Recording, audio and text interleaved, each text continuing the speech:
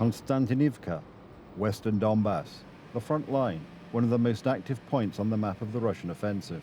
Within a radius of several dozen kilometers lies the so-called death zone. Any moving target is attacked by swarms of armed drones.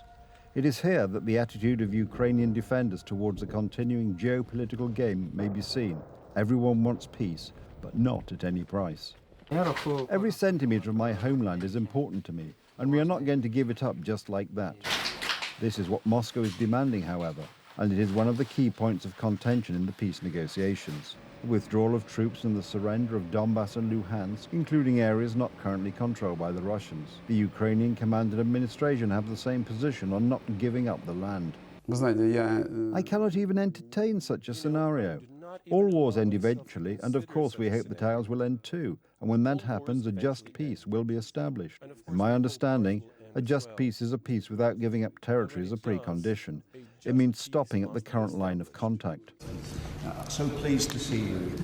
Putin does not even want to hear about this, and this was conveyed to the American delegation in Moscow. Donald Trump's envoys reported on the meeting to the Ukrainian negotiators. Consultations with close allies are now underway. We are continuing our work. Some issues can only be discussed in person.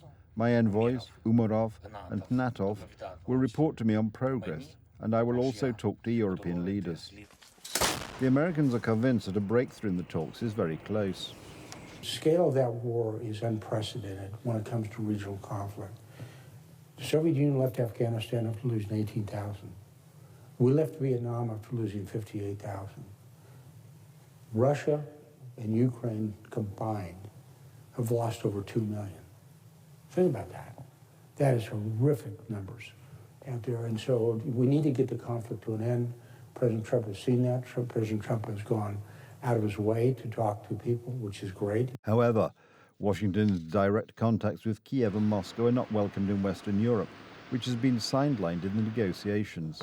That is why Zelensky is balancing between the old continent and the United States. He needs the support of both. In London, he is currently consulting with the most important players in Europe on the agreements reached so far. Things which are very important for today, I think unity between Europe and Ukraine, and also unity between Europe, Ukraine, and the United States. There are some things which we can't manage without Americans, things which we can't manage without Europe, and that's why we need to make some important decisions.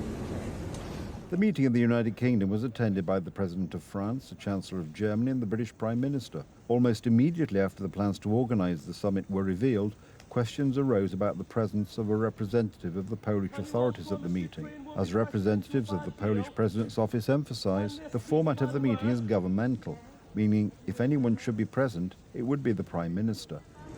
Due to the government's inept policy on international relations, as well as its policy of attacking the president, we are nowhere to be found when key decisions concerning regional security and peace in Ukraine are being made. All the more so because for weeks Donald Tusk's ministers have been lecturing the president that the government is responsible for Poland's foreign policy.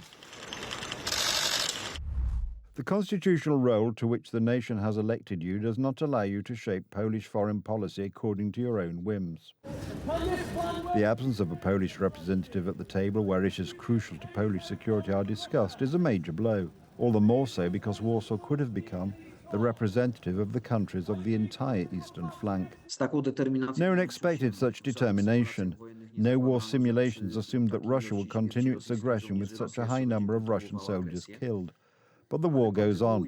At the same time, Europe has realized that, first of all, it is unarmed, and secondly, the European defense industry is not capable of building the kind of military potential that could scare Russia. The lack of an invitation for a representative of the Polish government may be due to European leaders' concerns about their image in the eyes of the United States. For weeks, both the French president and the German chancellor have emphasized that Washington is a key partner and the only real guarantor of security. Polish Prime Minister Donald Tusk, however, has spent years personally insulting Donald Trump, as well as accusing him of being a Russian asset. As such, Tusk and his closest associates are de facto persona non grata in Trump's White House. In such a situation, inviting Tusk to the talk could have had unwanted consequences. European leaders simply don't want to be too closely associated with him.